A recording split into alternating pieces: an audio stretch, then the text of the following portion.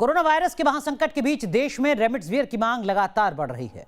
देश भर में कोरोना के मरीजों को जिस रेमडेसिविर दवाई की तलाश है, वो रेमडेसिविर कैसे तैयार हो रही है, उसके प्रोडक्शन की पूरी प्रक्रिया जानने के लिए न्यूज नेशन पहुंचा उस लैब में जहां बनता है रेमडेसिविर इंजेक्शन।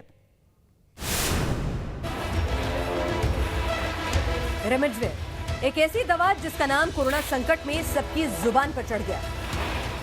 एक ऐसी दवा जिसके बारे में दावा किया जाता है कि कोरोना से मरने वाले की जिंदगी बचा सकती है। जिस दवा की जमकर कालाबाजारी हुई, कई सफेदपोश बेनकाब हुए, कई लोगों को गिरफ्तार किया गया। आज न्यूज नेशन आपको बता रहा है कि आखिर कैसे रेमडेसिविर का प्रोडक्शन होता है, असली और नकली रेमडेसिविर में क्या फर्क होता है, उसकी असली कीमत क्या होती है। कोरोना के इस काल में आपने रेमडेसिविर दवाई का नाम जरूर सुना होगा।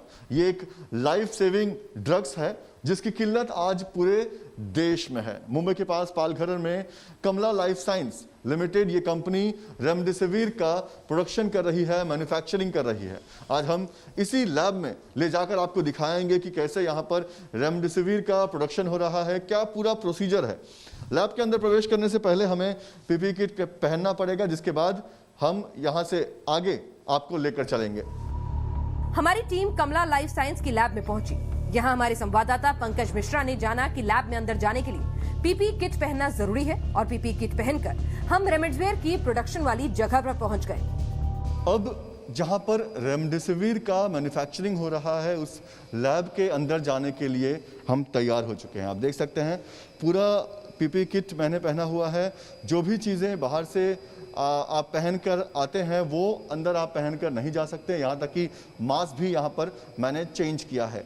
तो कहीं ना कहीं हाइजीन का और साफ सफाई का बहुत ज़्यादा ख्याल रखा जा रहा है। हमारे साथ विलास थोरट साहब हैं जो कि प्रोडक्शन के यहाँ पर जनरल मैनेजर हैं, और सर हमें आगे बताएंगे कि किस तरह से यहाँ पर प्रोडक्शन हो रहा है। तो चलिए आपको हम ले चलते हैं उस लैब में जहाँ पर लाइफ सेविंग ड्रग्स रेमडेसिविर तैयार किया जा रहा है।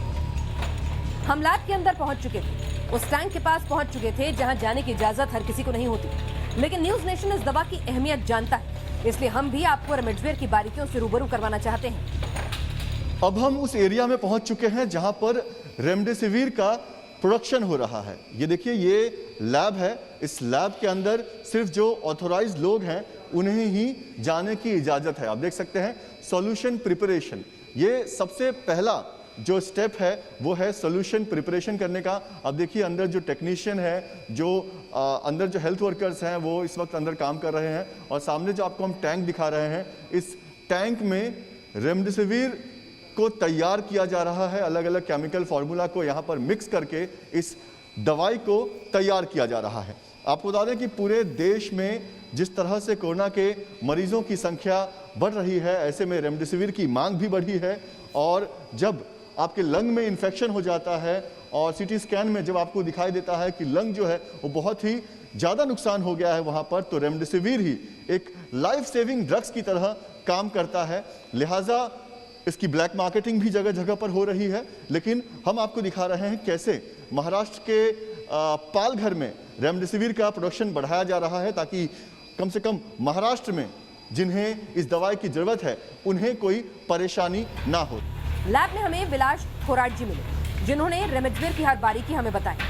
हमारे साथ विलास थोराट साहब हैं जो कि यहाँ के मैनेजर हैं, ऑपरेशन देखते हैं। उनसे समझते हैं सर किस तरह से क्लीनिंग का काम हो रहा है।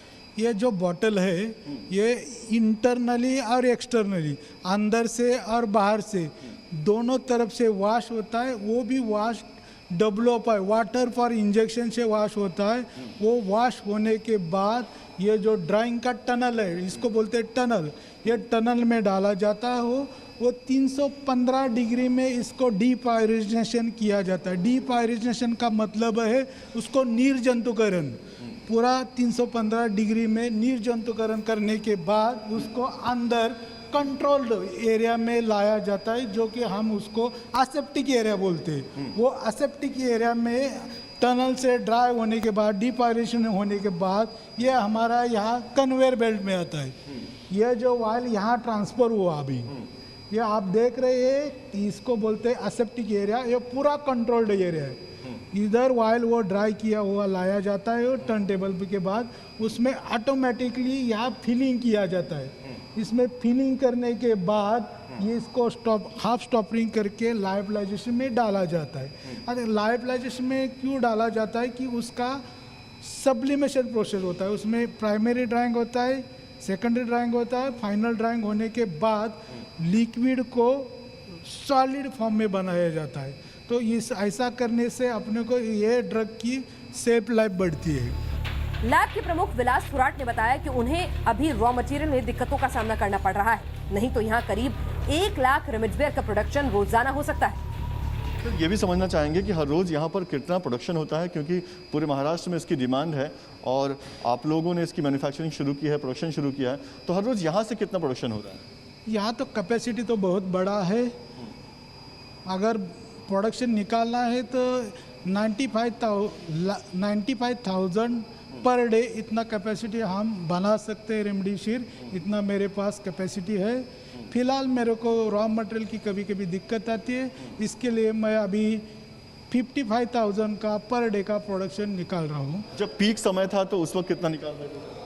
पीक समय का भी सेम प्रोडक्शन, जब रॉ मटेरियल नहीं मिलता है तो 55,000 पर डे के हिसाब से मैं प्रोडक्शन निकाल रहा हूँ और उतना ही पैक कर रहा हूँ। अभी इसमें एक लिक्विड इंजेक्शन है और एक लायोलाइजेशन इंजेक्शन है। अगर लिक्विड इंजेक्शन है वो 55,000 पर डे निकलता है। अगर लायोलाइजेशन है वो उसको प्रोसेस में टाइम जाता है, उसको 4 दिन ये लायोलाइजेशन प्रोसेस में जाता है, तो वो प्रोडक्शन लायोलाइजेशन होने के बाद थोड़ा सा स्लो डाउन होता है। तो यहाँ तक आपको हमने दिखाया कि किस तरह से ह्यूमन टच बिल्कुल नहीं है, पूरी तरह से ये जो पूरी प्रोसीजर है, ये जो पूरी प्रक्रिया है, ये ऑटोमेटिक है।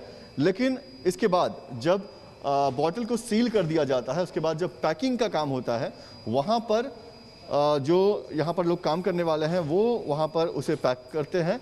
और साथ ही 2 फॉर्मेट में ये जो दवाई है ये उपलब्ध है बाज़ार में, एक लिक्विड फॉर्मेट और दूसरा पाउडर फॉर्मेट। हम दोनों ही फॉर्मेट आपको दिखाएंगे और साथ ही आपको बताएंगे कि दोनों ही जो फॉर्मेट हैं वो अलग क्यों हैं और दोनों की अपनी खासियत क्या है। इस बॉटल में बंद ये वो जीवन रक्षक दवाई है जिसकी ज़रूरत आज देश भर में अपना इलाज करा रहे हजारों कोरोना मरीजों को है। जब आपके लंग में इन्फेक्शन बढ़ जाता है, जब सीटी स्कैन का रिपोर्ट खराब आता है, तब डॉक्टर मरीज को ये जीवन रक्षक रेमडेसिविर दवाई देते हैं। आपको बता दें कि इस दवाई की डिमांड बहुत ज़्यादा है, सप्लाई बहुत कम है, लिहाजा कहीं इसकी ब्लैक मार्केटिंग हो रही है तो कहीं रेमडेसिविर के नाम पर नकली दवाइयाँ बनाई जा रही है। लेकिन हम आपको दिखा रहे हैं कि कैसे मुंबई के पास पालघर में रेमडेसिविर का प्रोडक्शन हो रहा है। लैब से अब ये दवाई जो है वो यहाँ पर लेबलिंग के लिए पहुँचा हुआ है और लेबलिंग किस तरह से किया जा रहा है ये आपको हम दिखाते हैं। देखिए, ये लैब से कैपिंग होने के बाद ये दवाई बाहर निकली हुई है। अब तक ह्यूमन टच इसे नहीं था, लेकिन एक बार ये सील हो गया है, अब इसे ह्यूमन टच मिल रहा है, यानी अपने हाथों से इसे जो है वो लेबलिंग करने के लिए आगे रखा जा रहा है। आप देखिए किस तरह से यहाँ पर अब इसकी लेबलिंग जो है वो शुरू हो गई है। कोरोना संकट के बीच बाजार में नकली रेमडेसिविर का भी खूब हल्ला है। कई जगह छापेमारी भी हुई है। आपको बताते हैं कि असली और नकली रेमडेसिविर में क्या फर्क होता है। सर, एक सवाल जो बार बार उठ रहे हैं वो ये है कि रेमडेसिविर की डिमांड ज़्यादा है, सप्लाई कम है। तो हम आपसे ये भी समझेंगे सर कि किस तरह से असली और नकली दवाइयों की पहचान एक आम आदमी कर सकता है ताकि वो ठगा ना जाए।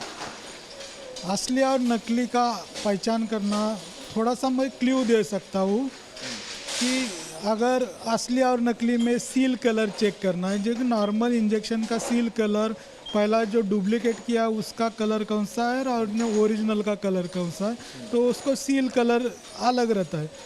बॉटल साइज भी अलग रहती है, बॉटल साइज कम या ज़्यादा रहते हैं और उसको भरा हुआ लिक्विड पानी जैसा रहता है और ये थोड़ा सा स्टिकी रहता है। अगर इसको सॉल्यूशन को आप देखेंगे तो उसका स्टिकीनेस ज़्यादा है और वाटर से थोड़ा हेजी है। ये भी एक पहचान है। और इसको इंडिविजुअल ऑयल पे लेबल लगाया जाता है। लेबल पे पूरा batch number, manufacturing date, expiry date वो लिखा जाता है। और उसको हमारे यहाँ कंपनी में फॉन्ट सिलेक्ट किया जाता है। वो फॉन्ट भी कम ज़्यादा होता है और हमारे यहाँ सिस्टमेटिकली पूरा होता है। ओरिजिनल प्रोडक्ट का सील कौन सा है और डुप्लीकेट का आपने सील कौन सा दिया है। उसके बाद बॉटल की साइज़ है और इसके अंदर जो लिक्विड है वो लिक्विड थोड़ा सा रेमडेसिविर का स्टिकीनेस आता है। इसमें एक एक्सिपेंट ऐसा है, वो स्टिकीनेस है, वो इसकी वजह से स्टिक रहता है। और डुप्लीकेट जो बनाता है ना, उसमें ज़्यादा से ज़्यादा वो लोग पानी भरते या दूसरा कुछ डाल के करते, उसका स्टिकीनेस कम रहता है, जो पानी जैसा रहता है। इसका हेजीनेस, स्टिकीनेस ज़्यादा रहता है। ये भी एक पहचान है उसके लिए। बाजार में ये दवाई 2 फॉर्मेट में मिलती है, एक लिक्विड और दूसरा पाउडर फॉर्मेट। चलिए अब आपको पैकेजिंग यूनिट में लेकर चलते हैं, देखते हैं कि कैसे इसकी पैकेजिंग होती है और कैसे रेमडेसिविर मार्केट तक पहुंचती है। यहाँ पर आपने देखा कि लेवलिंग किस तरह से हो रही है। विशाल जी ने हमको बताया कि कैसे रेमडेसिविर असली है या नकली है उसकी पहचान की जा सकती है। और अब हम आपको फाइनल जो प्रोडक्ट का जो पैकेजिंग चल रहा है वहाँ पर आपको हम ले चलते हैं और दिखाते हैं कि फाइनल प्रोडक्ट को किस तरह से पैक किया जा रहा है और इसके बाद फिर ये बाज़ार में उपलब्ध हो जाता है। सर, हम चाहेंगे कि आप हमें 2 सैंपल दिखाएं। अभी यहाँ जो लेबलिंग होने के बाद ये इसमें जो पैकिंग को आता है, ये पूरा इंजेक्शन पैक होता है, उसमें कार्टनिंग होता है। कार्टनिंग होने के बाद वो सिपर में डाला जाता है। ये लड़कियाँ जो काम करे पैकर्स, वो पैकिंग का काम करे, उसमें डालने के बाद सिपर में डाला जाता है, पैक करके फिर इधर रखा जाता है। तो ये 2 टाइप के मेरे पास इंजेक्शन है। ये अभी तो फिलहाल मेरे पास एक लिक्विड है और एक लायो है। अच्छा, तो एक लिक्विड फॉर्मेट में है सर, एक लिक्विड फॉर्मेट में और एक लायोफिलाइजेशन फॉर्मेट में। लिक्विड फॉर्मेट का ये है, लायोफिलाइजेशन फॉर्मेट का ये है, आप देख सकते हो। देखिए, देश भर में इस दवाई की मांग है और इसीलिए हम आपको करीब से दिखा रहे हैं कि इस दवाई की क्या खासियत है और ये कैसा दिखता है। बहुत से ऐसे लोग हैं जिन्होंने रेमडेसिविर का नाम ज़रूर सुना होगा लेकिन आज तक देखा नहीं होगा। तो आपको हम बताएंगे कि कैसे 2 फॉर्मेट में ये दवाई मार्केट में उपलब्ध है। एक देखिए, ये पाउडर फॉर्मेट है, इसके अंदर जो है वो पाउडर होता है और दूसरा जो है वो ये लिक्विड फॉर्मेट है। तो फिलहाल हमने आपको दिखाया है लिक्विड फॉर्मेट का जो पूरा प्रोसीजर है वो किस तरह से तैयार हो रहा है। मार्केट में इसकी डिमांड ज़्यादा है, सप्लाई कम है, लिहाजा कहीं पर ये 25,000 में बिक रहा है तो कहीं 40,000 में बिक रहा है। कई जगह पर पुलिस ने छापेमारी करके ऐसी कंपनियों को भी उजागर किया है, ऐसी कंपनियों का भी पर्दाफाश हुआ है जहां पर लोग रेमडेसिविर के नाम पर नकली दवाई बना रहे थे। तो इसीलिए हमने आपको बारीकी से सब कुछ समझाने की कोशिश की ताकि आने वाले समय में आप जागरूक रहें, आपको पता रहे कि अगर आप रेमडेसिविर खरीद रहे हैं तो किस तरह से खरीदना है, उसकी कीमत क्या है और रेमडेसिविर आखिर दिखता कैसे है। वीडियो जर्नलिस्ट कामेश हल्दे के साथ पंकज मिश्रा, न्यूज़ नेशन, पालघर। गंगा नदी में तैरती लाशों से अब बंगाल तक सनसनी मच गई है। यूपी बिहार में शवों के मिलने के बाद अब बंगाल प्रशासन को डर सता रहा है।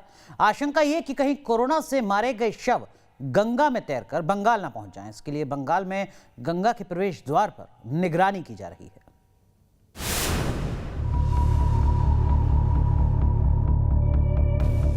यूपी बिहार के बाद बंगाल तक फैला गंगा में तैरती लाशों का रहस्य।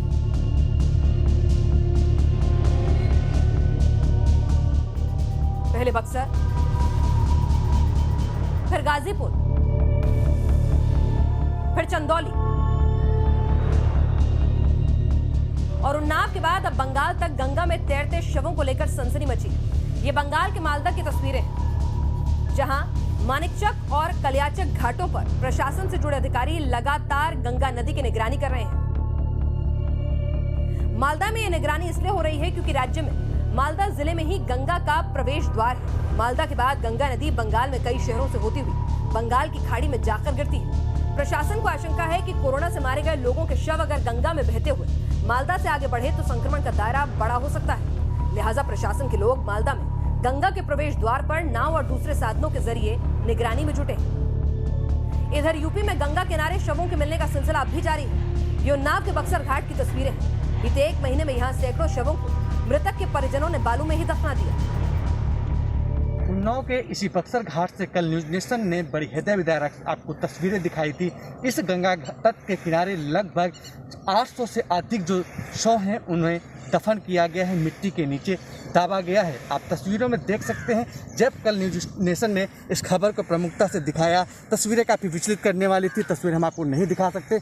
उसके बाद जो उन्नाव का जिला प्रशासन है और फतेहपुर जनपद का जो जिला प्रशासन है वो अब उसने कार्रवाई शुरू की है। आप देख सकते हैं जो गंगा की धारा के बीच में सैकड़ों की संख्या में शव नीचे उनको अंतिम संस्कार किया गया था, उनको गंगा में दफन किया गया था। आज पुलिस पहुंची है, जो स्थानीय कर्मचारी हैं उनको लगा के उनके शव के ऊपर को कफन को हटाया जा रहा है। उसके अलावा उन पे और बालू ढक के जो शव हैं वो ऊपर ना सके, इसकी प्रक्रिया शुरू हो गई है। गंगा के तटों के किनारे पहुंचे हैं। लकड़ियों के अभाव में या आर्थिक स्थिति के अभाव में लोगों ने वहाँ पे शव दफन किए हैं, ना कि उनका अंतिम संस्कार करने के लिए लकड़ियों का प्रयोग किया है, जिसके बाद से जो गंगा तट है वहाँ पे बड़ी संख्या में शव जमीन में दफन किए गए हैं। अब देखने वाली बात ये होगी कि जिला प्रशासन किस तरह की रणनीति बनाता है कि भविष्य में ऐसी तस्वीरें निकल कर सामने ना आए।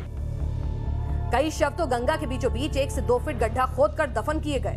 अब जब प्रशासन को इस बात की खबर मिली है तो हर ओर हड़कंप मचा है। उन्नाव से राहुल शुक्ला के साथ टीम न्यूज नेशन। कोरोना के वायरस ने देश में अब गांव का रास्ता पकड़ लिया है, जिस वजह से हालात काबू से बाहर हो रहे हैं। गांव में मरीज बढ़ते जा रहे हैं, जिससे लोगों में दहशत बढ़ती जा रही है।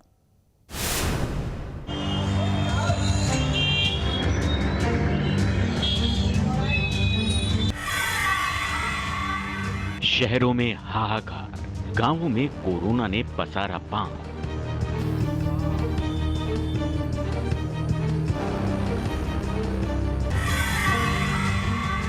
ग्रामीण इलाकों में त्राहिमाम, गांव-गांव कोरोना कोहराम।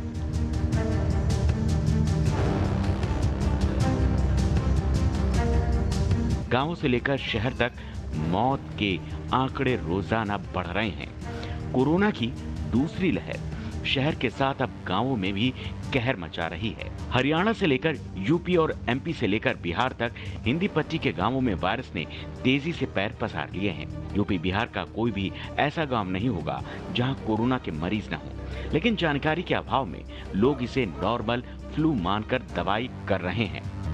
भारत में लगभग 6.5 लाख गाँव हैं, जिनमें लगभग 90 करोड़ लोग रहते हैं और 45 करोड़ लोग शहरों में रहते हैं। यानी हमारे देश की आधी से भी ज्यादा आबादी गांवों में रहती है, जो कोविड-19 की पहली लहर में बची हुई थी। लेकिन अब ये संक्रमण उन तक भी पहुंच चुका है और ये स्थिति बेहद ही खराब है। गांवों में कोरोना की रफ्तार बढ़ने की कई वजहें बताई जा रही हैं। गांव में भी अब कोरोना की मौत का तांडव मच चुका है, लेकिन गांव के लोग ये मानने को तैयार नहीं कि उन्हें कोरोना वायरस हो सकता है। हम गांव के इस चौपाल पर मौजूद हैं। आप देखिए तमाम गांव के लोग यहां पर मौजूद हैं। हेतनपुर पंचायत है जो कि पटना से दूर गंगा पार दियारा का इलाका है और गांव के तमाम लोग यहां पर, लेकिन लोग में इस बीमारी को लेकर चिंता कम दिख रही है। बाबा, कोरोना का क्या असर है? यहाँ नहीं है, यहाँ में तो आ रहा है कोरोना संक्रमण। नहीं, यहाँ पर कोरोना नहीं है गांव में। आप लोग मास्क नहीं लगाते? नहीं, हम लोग लगाते हैं, बाकी हम लोग कहीं जाते हैं रोड पर तो लगाते हैं। वैक्सीन हो रहा है कि नहीं आप लोगों का? नहीं, हम लोग नहीं लेते हैं।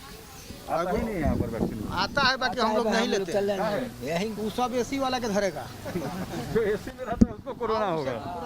कोरोना की पहली लहर ने पहाड़ों पर ज्यादा घुसपैठ नहीं की थी, लेकिन कोरोना की दूसरी लहर ने पहाड़ों पर भी सेंधमारी कर दी है, जिसकी सबसे बड़ी वजह हरिद्वार कुंभ को माना जा रहा है। तस्वीरें उत्तरकाशी की हैं, जहां पिछले 24 घंटे में 3 गांव कोरोना की वजह से सील कर दिए गए। हरियाणा हो या फिर राजस्थान के गांव, हर ओर हाहाकार मचा हुआ है। पहली लहर में जहां गांव काफी महफूज थे, वहीं इस बार अब गांवों पर भी कोरोना कोहराम मचा रहा है। सीकर से लेकर गोहाना तक जगह जगह बस एक जैसी तस्वीर नजर आ रही है। घर घर मरीज और गांव गांव कोरोना का कहर। वैक्सीन का उत्पादन पूरे देश के लिए रातों रात नहीं हो सकता, इसलिए वैक्सीन की कमी की खबरें भी सामने आ रही हैं। ऐसे में जब तक वैक्सीन नहीं मिलती तब तक मास्क और सोशल डिस्टेंसिंग ही लोगों की जान की रक्षा कर सकता है। Team news nation. बंगाल में चुनाव नतीजों के बाद हुई हिंसा से पीड़ितों से राज्यपाल जगदीप धनखड़ ने मुलाकात की, उनका दर्द जाना और एक बार फिर ममता सरकार को निशाने पर लिया। राज्यपाल ने कहा कि ये लोकतंत्र का पतन है।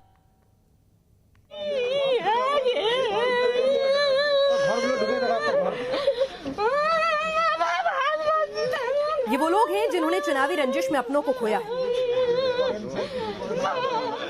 बंगाल चुनाव नतीजों के बाद हुई हिंसा में जिनके अपने शिकार हो गए।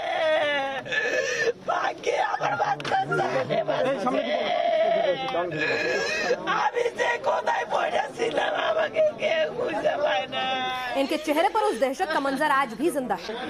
घर छोड़ दिया, जंगल में रहने लगे।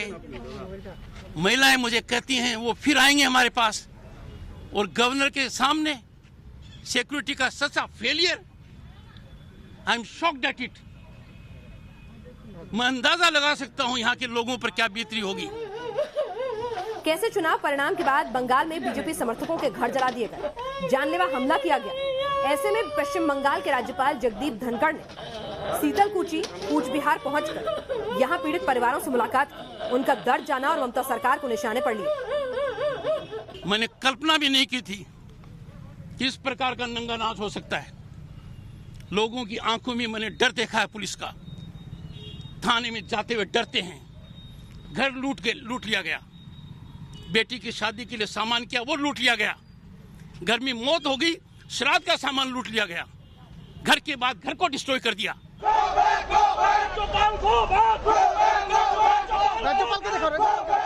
कूच बिहार दौरे पर गए राज्यपाल के काफिले को रोकने की कोशिश की गई और गो बैक के नारे लगाए गए।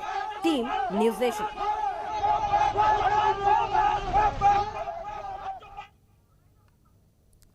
चलिए लाख टके की बात में आज के लिए बस इतना ही। आप बने रहिए न्यूज़ नेशन के साथ।